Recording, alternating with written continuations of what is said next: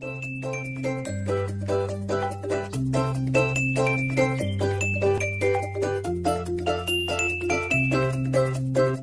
Friends, एक बार फिर स्वागत है आपका लॉगआउट एकेडमी चैनल पर। तो दोस्तों, टारगेट 746 सीरीज का आज ये 7वां पार्ट है, जिसमें रोज की तरह हम 30 मोस्ट इंपोर्टेंट क्वेश्चंस की चर्चा करेंगे, जो कि आगामी उत्तराखंड के एग्जाम के लिए मोस्ट इंपोर्टेंट साबित होने वाला है।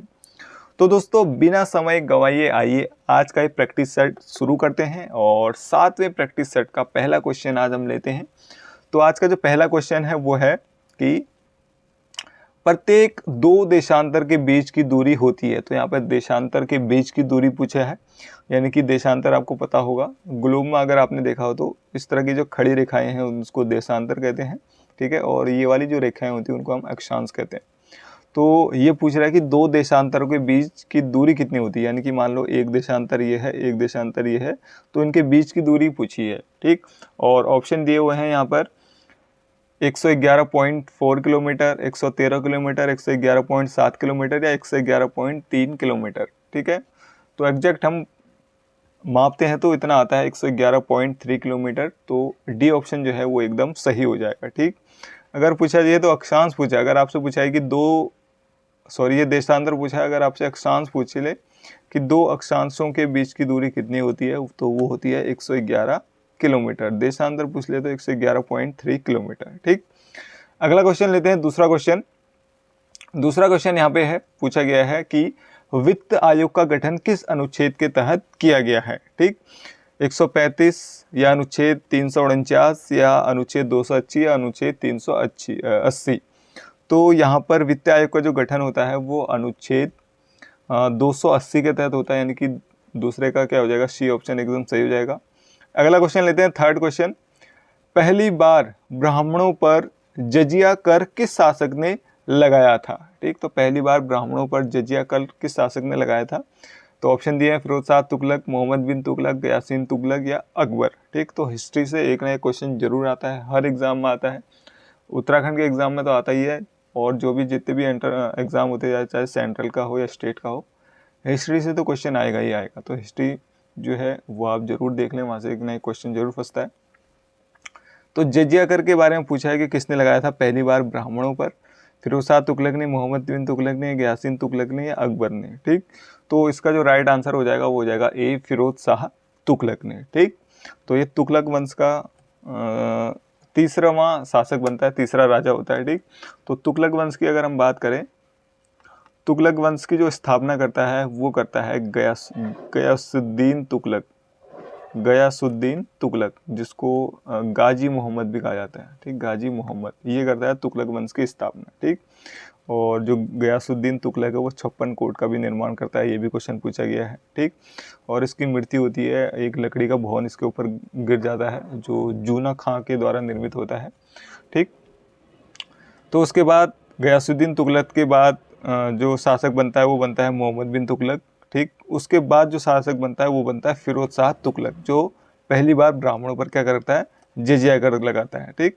और भी कहीं कर लगाता है ये फिरोज शाह तुगलक, जैसे कुछ अगर मुझे याद हैं, तो एक ये लगाता है आपका खराम कर ये लगाता है, जो कि हिंदू भूमि पर लगाते हैं, जो हिंदुओं की भूमि है उस पर जो कर लगता था उसको खराम कर कहते थे। एक कर ये लगाता है अशर कर, ये मुस्लिम भूमि पर लगाता था ये अशर कर, ठीक।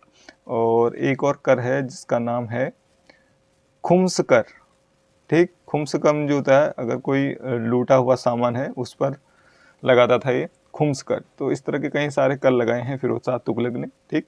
और मोस्ट इम्पोर्टेंट ये है फिरोज शाह तुगलक के बारे में, इसने जो कुतुब मीनार है उसकी चौथी और पांचवी मंजिल का निर्माण कराया था, ठीक। कुतुब मीनार की चौथी और पांचवी मंजिल का निर्माण किसने कराया, तो फिरोज शाह तुगलक ने। अगला क्वेश्चन लेते हैं, चौथा क्वेश्चन पूछा गया, स्वतंत्र भारत का पहला यानी कि प्रथम बजट पेश कब किया गया। 26 जनवरी 1950, 26 नवंबर 1947, 26 जनवरी 1948 या 26 जनवरी 1947। तो यहाँ पर ऑप्शन जो सही हो जाएगा वो बी हो जाएगा, 26 नवंबर 1947 को स्वतंत्र भारत का पहला बजट जारी किया गया था, ठीक। पांचवा क्वेश्चन है, IBM है, ये क्या है। IBM एक चिप है, एक कंपनी है, एक डिवाइस है या एक कंप्यूटर का एक प्रकार है। तो IBM क्या है, एक कंपनी है, बी ऑप्शन यहाँ पे सही हो जाएगा। अगला क्वेश्चन है, कवकों का अध्ययन क्या कहलाता है? माइकोलॉजी, एंटोमोलॉजी, नेफ्रोलॉजी या जेनेटिक्स? ठीक, तो कवकों का जो अध्ययन कहलाता है वो माइकोलॉजी कहलाता है। ए ऑप्शन यहाँ पर बिल्कुल राइट हो जाएगा। 7वां क्वेश्चन लेते हैं, सुब्रतो मुखर्जी कप संबंधित है? हॉकी से, बैडमिंटन से, टेनिस से या फुटबॉल से? तो सुब्रतो मुखर्जी जो कप है संबंधित वो है आपका फुटबॉल से। तो 7वें का ऑप्शन डी एकदम सही हो जाएगा। अगला क्वेश्चन लेते हैं, 8वां क्वेश्चन, वंदे मातरम योजना किसके लिए है? क्वेश्चन पूछा गया पहले भी। गर्भवती महिलाओं के लिए, बाल श्रमिकों के लिए, वरिष्ठ नागरिकों के लिए या विकलांगों के लिए? तो वंदे मातरम जो योजना है वो है आपका वरिष्ठ नागरिकों के लिए। ऑप्शन सी एकदम सही हो जाएगा। अगला क्वेश्चन लेते हैं, 9वां क्वेश्चन पूछा गया है, खड़ी बोली का प्रयोग सबसे पहले किस पुस्तक में हुआ है? भक्ति सागर में, सुख सागर में, काव्य सागर या प्रेम सागर में? तो खड़ी बोली का सर्वप्रथम प्रयोग जो पुस्तक है वो है आपकी प्रेम सागर। ऑप्शन डी एकदम सही हो जाएगा यहाँ पे।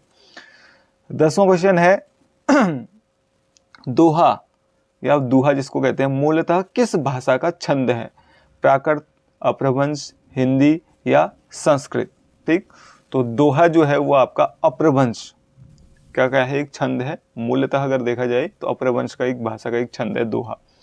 अगला क्वेश्चन, 11वां क्वेश्चन, जिन शब्दों के अंत में ओ आता है उन्हें क्या कहते हैं? अनुस्वार कहते हैं, अयोगवाह कहते हैं, अंतस्थ कहते हैं या अक्रांत कहते हैं? तो उनको क्या कहते हैं? अक्रांत कहते हैं। Option D. तो मोस्ट इंपोर्टेंट क्वेश्चन यहाँ पर ये बन जाता है उत्तराखंड के एग्जाम की दृष्टि से, तो ये आप जरूर याद रखिएगा।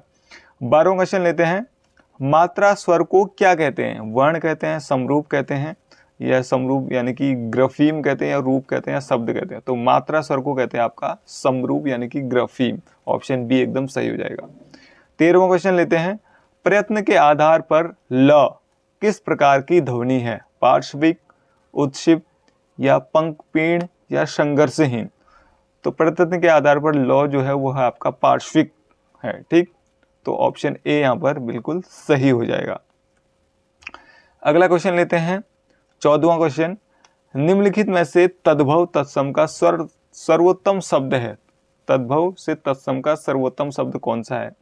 गणेश ये आपका तद्भव है, ये इसका तत्सम है गणेश, दूल्हा या दूल्ह, अनंत, अनियंत्र, ग्रहणी, ग्रहवती? तो कौन सा तत्सम तद्भव तत्सम का सर्वोत्तम शब्द है? तो यह है आपका ऑप्शन बी, दूल्हा या दुल्लह जिसको कहते हैं। ठीक, दूल्हा का तत्सम क्या हो जाएगा? दुल्लह हो जाएगा। अगला क्वेश्चन, 15वां क्वेश्चन, सम्राट शब्द का स्त्रीलिंग यहाँ पे पूछा गया है। सम्राट्री होगा, सम्राटिन होगा, सम्राज्ञी होगा या स्त्री सम्राट होगा? तो क्या हो जाएगा? ऑप्शन सी सम्राज्ञी हो जाएगा, सम्राट शब्द का स्त्रीलिंग। अगला क्वेश्चन, सत्याग्रह का विलोम शब्द पूछा गया है। संग्रह होता है, आग्रह होता है, विग्रह होता है या दुराग्रह होता है?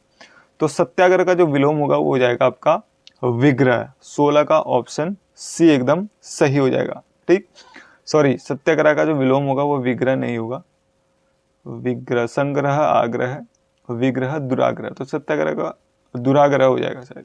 ठीक, तो एक बार इसको जरूर चेक कर लें आप। सत्याग्रह का होगा वैसे दुराग्रह ही होगा। ठीक, 100% श्योर हूँ मैं, दुराग्रह ही होगा। ऑप्शन डी एकदम सही होगा, सत्याग्रह का दुराग्रह। 17वां क्वेश्चन लेते हैं यहाँ पर, जिसके पास कुछ भी ना हो वाक्यांश के लिए एक शब्द है। अकिंचन कहा जाता है उसे, या किंचित कहा जाता है, या आकुंचन कहा जाता है, या अलभ्य कहा जाता है। जिसके पास कुछ भी ना हो उसके लिए आपको एक शब्द ढूंढना है, अकिंचन, किंचित, आकुंचन या अलभ्य। तो 17 का यहाँ पर ए हो जाएगा, अकिंचन कहते हैं जिसके पास कुछ भी ना हो। 18वां है, विराम चिन्ह प्रयुक्त नहीं होता है। विवरण चिन्ह, तुल्यात्मक चिन्ह, लाघव चिन्ह या संयोजन चिन्ह? ठीक, विराम चिन्ह प्रयुक्त नहीं होता है विवरण चिन्ह में, तुल्यात्मक चिन्ह में, लाघव चिन्ह में या संयोजक चिन्ह में। तो यहाँ पर संयोजक चिन्ह क्या होता है? विराम चिन्ह की तरह प्रयोग नहीं होता है, बाकी विराम चिन्ह की तरह प्रयोग किए जा सकते हैं। ठीक, अगला 19वां क्वेश्चन है, शेर का डांडा स्थान किस जनपद में स्थित है? तो शेर का डांडा यहाँ पर पूछा गया तो कहाँ है? नैनीताल में। ऑप्शन ए बिल्कुल सही। छोटा जलियांवाला कांड के नाम से जाना जाता है। मुजफ्फरनगर कांड को, मसूरी कांड को, सल्ट कांड को या तिलाड़ी कांड को?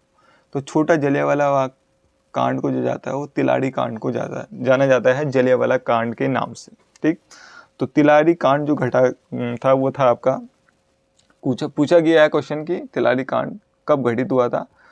तो 30 मई 1930 को हुआ था ये तिलारी कांड। क्या था तिलारी कांड, उसके बारे में थोड़ा जान लेते हैं। ठीक, तो तिलारी या इसको रवाई कांड भी कहते हैं। तो रवाई एक जगह है आपकी टिहरी में, ठीक, उस मैदान पर ये कांड हुआ था, इसलिए इसको तिलारी या रवाई कांड भी कहते हैं। था क्या इसमें, तो हुआ क्या था, 1927 या 28 की बात है यहाँ पर। ठीक, टिहरी रियासत का एक राजा था जिसका नाम था नरेंद्र शाह। उस समय राजा कौन था, नरेंद्र शाह था। ठीक, तो नरेंद्र शाह ने एक वन कानून लाया था, एक वन कानून इसने घोषित करा था। उस वन कानून के तहत ये था कि जो किसान है उनकी भूमि को भी क्या करा था, वन भूमि में शामिल कर लिया गया था। अब इससे किसान खुश नहीं थे भाई, उन्होंने आंदोलन शुरू कर दिया और 30 मई को उन्होंने डेट चुनी कि सब कहाँ चलेंगे, हम रवाई के मैदान में चलेंगे टिहरी में, वहाँ पर क्या करेंगे, इसके खिलाफ प्रदर्शन करेंगे। ठीक, तो जब ये प्रदर्शन कर रहे हैं तो ज़्यादा ही प्रदर्शन वहाँ पे हो गया, ज़्यादा ही लोग उग्र होने लगे। तो वहीं पर टिहरी रियासत का एक दीवान था जिसका नाम था चक्रधर जुयाल। चक्रधर जुयाल, इस चक्रधर जुयाल ने क्या करा, अपने सैनिकों को गोली चलाने का आदेश दे दिया। जैसे आपने जलियांवाला कांड सुना होगा जिसमें जो जनरल डायर होता है वो गोली चलाने का आदेश दे देता है, वैसे ही यहाँ पर टिहरी रियासत का दीवान होता है चक्रधर जुयाल, ये भी क्या कर देता है, सैनिकों को गोली चलाने का आदेश दे देता है। और गोली जैसी चलती है तो वहाँ पर कई निर्दोष लोग मारे जाते हैं। ठीक, इसलिए अगर पूछा जाए कि उत्तराखंड का जनरल डायर किसे कहा जाता है, तो किसे कहा जाता है, चक्रधर जुयाल को, क्योंकि इसने जनरल डायर की तरह ही काम करा था। जिस तरह से जनरल डायर ने गोली चलाने का आदेश दिया, निहत्थे जो वहाँ पर क्रांतिकारी थे, वैसे ही इन्होंने भी निहत्थे किसानों पर क्या चला दी, यहाँ पे गोलियां चला दी, जिस कारण से क्या हुआ था, चक्रधर जुयाल को उत्तराखंड का जनरल डायर कहते हैं। उस समय जो राजा थे वो कहीं यूरोप की यात्रा पर गए थे, शायद यूरोप की यात्रा पर गए होते जो नरेंद्र शाह थे। ठीक, उसके बाद जब इनको पता चला कि ऐसा ऐसा हुआ नरेंद्र शाह को, तो चक्रधर जुयाल को इन्होंने क्या कर दिया था, अंधा बना दिया था। ठीक, तो ये थी तिलारी कांड की घटना। और अगर पूछा जाए छोटा जलियांवाला कांड किसे कहा जाता है, तो तिलारी या रवाई कांड को कहा जाता है। जनरल डायर किसे कहा जाता है, तो चक्रधर जुयाल को। 21वां क्वेश्चन लेते हैं, खुदेड़ बेटी गढ़वाली के रचनाकार कौन है, भजन सिंह, यशोधर मटपाल, भक्त दर्शन या इनमें से कोई नहीं। तो खुदेड़ बेटी गढ़वाली के रचनाकार जो है वो है आपके भजन सिंह, ऑप्शन ए बिल्कुल सही। 22वां क्वेश्चन है, मनपे बुग्याल किस जिले में स्थित है। ठीक, तो यहाँ पे मनपे बुग्याल पूछा है, नैनीताल में, रुद्रप्रयाग, चमोली या उत्तरकाशी। तो मनपे बुग्याल जो है वो है आपका चमोली में, ऑप्शन सी एकदम सही हो जाएगा। अगला क्वेश्चन लेते हैं 23वां क्वेश्चन, राज्य में ऐसा मंदिर जहां प्रसाद के रूप में कंडाली का साग व मडुए की रोटी का भोग लगाया जाता है। ठीक, ऐसा कौन सा मंदिर है जहाँ पर कंडाली यानी कि जिसको बिच्छू घास भी आप कहते हैं, उसका साग हो गया और मडुए की रोटी का भोग लगाया जाता है, कौन सा मंदिर है ऐसा, ज्वालपा देवी मंदिर, रेणुका देवी मंदिर, पूर्णागिरी मंदिर या हाट कालिका मंदिर। ठीक, तो ऐसा मंदिर है आपका रेणुका देवी मंदिर, ऑप्शन बी एकदम सही हो जाएगा। और ये कहाँ है आपका रेणुका देवी मंदिर, कभी पूछ लिया जाए तो ये है आपका उत्तरकाशी में। ठीक, अगला 24वां क्वेश्चन लेते हैं, पूछा गया है उत्तराखंड में गिजड़ी है, तो गिजड़ी क्या है, खाद्य व्यंजन है, नृत्य है, जनजाति है या त्योहार है। तो गिजड़ी जो है वो आपका एक खाद्य व्यंजन है, ऑप्शन ए बिल्कुल सही हो जाएगा। 25वां क्वेश्चन लेते हैं, हुल्का देवी किस जनजाति की प्रमुख देवी है, बोक्सा की, जौनसारी की, राजे की, भोटिया की। तो हुल्का देवी जो है वो बोक्सा की क्या है, प्रमुख देवी है, ऑप्शन ए बिल्कुल सही हो जाएगा। ठीक, अगला क्वेश्चन 26वां क्वेश्चन, ठ्वाक आभूषण पहना जाता है, कहाँ पहना जाता है ठ्वाक आभूषण, ये पूछा गया, हाथ में, कमर में, गले में या नाक में। तो 26 का यहाँ पर हो जाएगा ऑप्शन ए ही सही हो जाएगा, हाथ में पहना जाता है। ठीक, ठ्वाक। बाजूबंद किस प्रकार का गीत है, अगला क्वेश्चन है, लावण गीत है, प्रणय गीत है, खुदेड़ गीत है या इनमें से कोई नहीं, पूछा गया है पहली बार भी क्वेश्चन, पहले भी पूछा गया है। तो बाजूबंद किस प्रकार का है, प्रणय गीत है, यानी कि ऑप्शन बी एकदम सही हो जाएगा। 28वां क्वेश्चन लेते हैं, काणा ताल स्थित है नैनीताल में, उत्तरकाशी में, रुद्रप्रयाग में या चमोली में। तो काणा ताल है आपका उत्तरकाशी में, ऑप्शन बी एकदम सही हो जाएगा।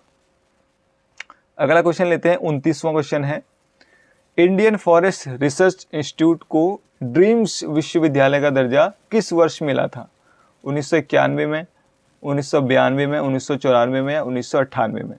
तो इंडियन फॉरेस्ट रिसर्च इंस्टीट्यूट को ड्रीम्स विश्वविद्यालय, ड्रीम्स यूनिवर्सिटी का दर्जा दिया गया था 1991 में। ऑप्शन ए बिल्कुल सही हो जाएगा। और 30वां क्वेश्चन लेते हैं इस सीरीज का लास्ट क्वेश्चन। देवप्रयाग में स्थित रघुनाथ मंदिर किस शैली में बना है? केदारनाथ शैली में, नागर शैली में, उत्तराखंड शैली में या द्रविड़ शैली में? तो देवप्रयाग में स्थित जो रघुनाथ मंदिर है वो द्रविड़ शैली का बना हुआ है। ऑप्शन डी एकदम सही हो जाएगा। तो दोस्तों आज की सीरीज में यानी कि 7वें पार्ट में 30 के 30 क्वेश्चन हमने कर लिए हैं। ठीक, तो क्वेश्चन ऐसे होंगे दोस्तों जो एग्जाम में आने के चांसेस होंगे। ठीक, मैं ये नहीं करूँगा कि यही क्वेश्चन आएंगे डिट्टो, लेकिन दोस्तों इसमें से कुछ ना कुछ क्वेश्चन आपके जरूर देखने के मिलेंगे।